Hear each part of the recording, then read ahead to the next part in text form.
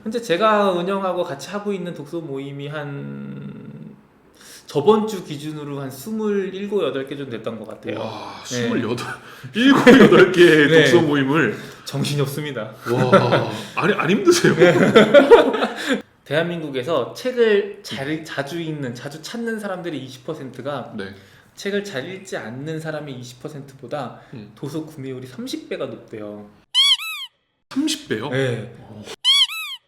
네, 안녕하세요. 반갑습니다. 오늘도 여러분의 말벗습니다. 네, 반갑습니다. 반갑습니다. 네. 네, 사실 지금 말을 안 해서 그렇지 벌써 3번째 촬영인데 희한하게 자꾸 방송 사고가 나는 바람에 지금 3번째 재촬영을 하고 있습니다. 다시 한번 자기소개 한번 부탁드리겠습니다. 네. 안녕하세요. 북텍터 김범석입니다. 네, 반갑습니다. 북텍터라고 이야기를 하셨습니다. 북텍터 정확하게 어떤 의미인가요? 네, 이거는 북이라고 하는 단어랑 텍트라고 하는 단어 이 두 개가 합쳐진 단어거든요. 북과 텍트. 네, 그래서 우리가 어느 순간부터 뭐 온텍트, 언텍트, 뭐 홈텍트 등등 무엇과의 연결이라고 하는 지점에 있어서 텍트라는 단어를 많이 붙여요. 그래서 저는 그럼 책하고의 연결 지점이라고 하는 이름 개념으로 북텍트라고 하는 단어를 한번 써봤고요. 또 책도 쓰고 있는 일을 하고 있습니다. 아, 그러시군요. 네. 그러면은 책으로도 만나볼 수 있는 것 같은데 책 혹시 최근에 출간을 하셨나요? 아, 네. 작년 11월 달에 나왔고요. 아, 작년 11월. 네, 11월 달에 북텍트라는 이름으로 네. 이제 출간이 되고 지금 나오고 있습니다. 아, 그렇군요. 네. 일반적으로 이제 보시는 분들에게는 저는 음. 그 숨쉰다라고 하는 개념 자체를 좀 많이 알려드리고 싶더라고요. 숨쉰다. 네. 숨쉰다라는 개념이 저한테 있어서 지금 좀 뭔가 생소하고 추상적인 느낌인데 그쵸. 어떤 느낌인가요? 숨쉰다는 느낌이. 이게 네. 책을 다 읽었어요. 네. 그리고 탁 덮었어요. 음. 그리고 난 다음에 이 책에 대한 아무런 느낌과 네. 아무런 생각이 없으면 그 책은 그냥 그 상태로 죽은 거예요. 음. 근데 그 책을 다 읽고 나서 뭔가 더 궁금한 게 생기고 또 다른 그로 인해서 더 하고 싶은 게 생기고 네. 그게 나와 다른 사람들 사이에서 뭔가 도움이 되고 네. 그런 작용들이 생긴다면 책은 덮어진 그 이후에도 숨쉬게 할 수 있다. 아우. 네, 하는 개념으로 좀 생각을 해봤습니다. 너무 표현이 너무 이쁘다. 그쵸? 숨쉰다라는 표현. 네. 딱 그런 느낌이겠네요. 그러니까 책을 개인이 그냥 읽고만 끝나는 것이 아니라 사람들과 같이 나누고 네. 함께 이야기하면서 한 번 더 책의 의미를 좀 되새기는 맞습니다. 그런 의미겠네요. 네. 그러면 이런 숨쉬는 책의 어떤 독서 방법들을 지금 어떻게 실천을 하고 계시는지도 좀 여쭤봐도 될까요? 1차원적으로 할 수 있는 게 다른 사람들하고 그 이야기를 나누는 거예요. 내가 읽고 난 다음에 나한테 좀 이렇게 딱 쏙 들어오는 어떤 부분들이 있거든요. 네. 근데 보편적으로 다 비슷하겠지 뭐라는 생각을 하는데 실제적으로 만나보면은 비슷하지가 않습니다. 사람들마다 이게 스키마라고 하는 게 있거든요. 네. 그러니까 쉽게 말하면 나한테 있는 바탕 지식이에요. 네. 그러니까 내가 평소에 예를 들어 신발을 사고 싶으면 네. 길거리에 나가면 사람들이 신발 신는 모습들만 보여요. 그렇죠. 그리고 내가 자켓을 사고 싶으면 어떤 네. 자켓을 입었는지만 보여요. 그렇죠. 그렇죠. 근데 책도 그렇더라고요. 책도 네. 내가 읽으면서 평소 내가 생각을 많이 하고 관심이 있는 그 부분에만 꽂혀서 보여요. 네, 맞아요. 네, 맞아요. 그러다 보니까 이게 사람들이 가지고 있는 부분들이 다 다르거든요. 그럼 책을 다 읽고 나서 사람들하고 만나서 네. 나는 여기서 이런 생각을 했어 했을 때 그 생각이 다 똑같지가 않다는 거죠. 그래서 실제로 사람들이 얼마만큼 관심을 갖느냐에 따라서 그거를 변화시킬 수 있다라는 얘기로 저는 이걸 풀었는데, 방금 전에 얘기하셨던 것처럼 내가 지금 당장 신발을 사야 되면 사람들 신발을 보고 자켓을 사고 싶으면 자켓을 보는 것처럼 맞아요.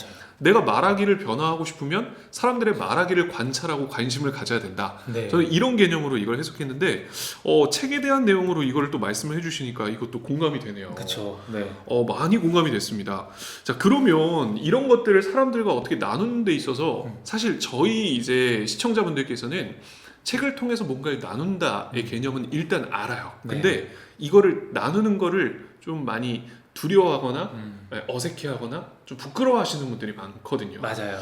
부끄러워하는 사람이 많다 보니까 저희 독서 모임도 부끄럽이지만 진짜 그렇게 지었거든요. 네. 그래서 이런 부끄러워하시는 분들이 조금 더 쉽게 접근할 수 있는 방법 같은 게 혹시 있을까요? 네, 이게 우리가 보통 사람들하고 모여서 이야기를 하다 보면 반드시 꼭 있어요. 부끄러워하시는 분들이. 근데 그 부끄러워하시는 분들을 1대1로 만나서 이야기를 잘 들어보면 뭐 모두 그런 건 아닙니다. 근데 한 제가 만난 분 중에 한 90%는 그랬어요. 고민이 있으시대요. 그리고 그 고민이 해결이 안 돼서 말을 잘 못하시더라고요. 뭐가 고민입니까? 네. 그랬더니 어떤 말을 해야 될지를 모르겠대요. 맞아요. 어떤 말을 해야 사람들한테 될지. 내가 분명히 무슨 말을 해야 저 사람들의 대화에 끼어들어올 수 있을 것 같은데 맞아.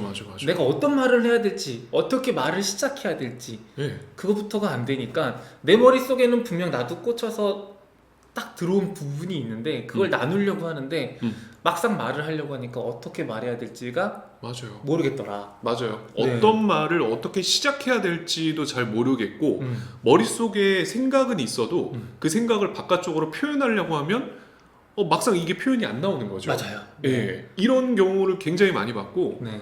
저도 모임장 하면서 제일 많이 느꼈던 게 사람들이 일단 나한테 이렇게 주목하고 있다 보니까 책에 대한 올바른 나의 생각을 이야기할 것 같다는 어떤 강박도 좀 있으신 것 같고 그렇습니다. 네. 예, 그런 것 때문에 이야기 못 하시더라고요. 네, 그래서 제가 그런 분들한테 이야기를 드리는 건 먼저 내 이야기를 할 생각을 하지 말고 다른 사람의 이야기를 잘 이해하는 방법부터 한번 익혀보자. 다른 사람들의 네. 이야기를 잘 이해하는 방법부터. 네.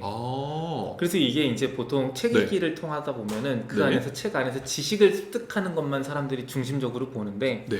책을 많이 읽잖아요. 네. 그러면 우리가 마치 이런 거하고 똑같아요. 드라마를 보다 보면 그 드라마의 한 편이 끝나고 그 다음 편에 대한 사람들이 예측을 하잖아요. 그쵸. 근데 그 예측을 잘하는 사람들이 꼭 있어요. 네. 그 사람들의 공통점이 뭔 줄 아세요? 뭘까요? 예측을 잘하는 사람? 평소에 네. 드라마를 많이 봅니다. 그렇죠. 왜냐면 아니, 드라마의 플롯이 더 뻔하거든요. 너무 단순해서 깜짝 놀랐는데. 책도 네. 그래요. 그쵸. 책도 많이 읽다 보면 네. 뭔가 그 안에서의 맥락들이 보여요. 그래서 무슨 이야기를 하면 그게 어떤 뜻이겠구나라고 하는 이해가 잘 돼요. 그렇죠.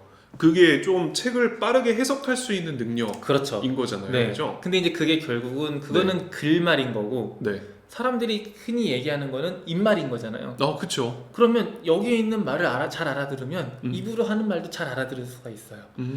일단 그 이해 능력, 그 맥락을 잘 파악하는 능력만 가지고 있어도 네. 다른 사람의 말에 쉽게 같이 들어갈 수가 있어요. 근데 근데 이게 마치 저는 그 독서 모임을 하면 사람들한테 말씀을 네. 드리는 건 이건 수영장하고 똑같다고 비유를 드려요. 수영장이요? 네, 우리가 평소 수영에 대해서 조금 꺼려하거나 수영을 난 잘 못해 라고 생각하는 사람은 수영장에 잘 못 들어가요. 그렇잖아요? 맞아요. 물을 무서워하거나. 물을 무서워하거나 네. 그러면 이제 막상 수영장에 들어가면 어떻게 발차기를 해야 되고 모르죠. 어떻게 손을 움직여야 되고 이거에 고민을 하다 보니까 수영장에 더더욱 못 들어가는 거예요. 그쵸. 더 무서워지죠. 더 무서워지니까. 네. 그럴 때는 그냥 발부터 담그고 음. 몸을 수영장에 먼저 담그고 그 물결이 흘러가는 그 물결부터를 일단 느끼기 시작하면 힘 빼면 몸이 뜬다는 거죠. 그러니까 독서 모임도 마찬가지예요. 네. 내가 다른 사람한테 무슨 어떤 말을 꼭 해야 되겠다는 생각을 하는 게 아니라 네. 일단은 그 안에 그 분위기 안에 젖어 들어가고 그 흐름을 타다 보면은 네. 자연스럽게 맞장구도 치게 되고 그렇죠. 그 맞장구를 치다 보면은 그 안에서 내 이야기가 같이 입혀져서 나오는 타이밍이 나와요. 그럼 내 말도 같이 할 수 있게 되고 네 그렇더라고요. 결과적으로는 그래서 이제 그 흐름을 먼저 그 흐름을 타고 사람들의 어떤 의도나 이런 것들을 봐라. 네. 사실 저도 근데 사실 그 발표에 대한 울렁증이 있으신 분들한테 그 얘기를 해주거든요. 그러니까 호랑이라고 발표를 생각했을 때 일단 먼저 호랑이 굴에 들어가서 호랑이랑 일단 친숙해지는 방법부터 배우라고 먼저 이야기를 합니다. 네네네. 그 이야기와 좀 일맥상통한 이야기인 것 그렇습니다. 같고. 네. 그렇죠. 그래서 일단은 이해하는 방법부터 사람들의 말들을 이해하는 방법부터 일단 먼저 배워야 된다. 아주 좋은 말씀을 해주셨어요. 여러분의 말벗, 말벗습니다. 도움되십니다.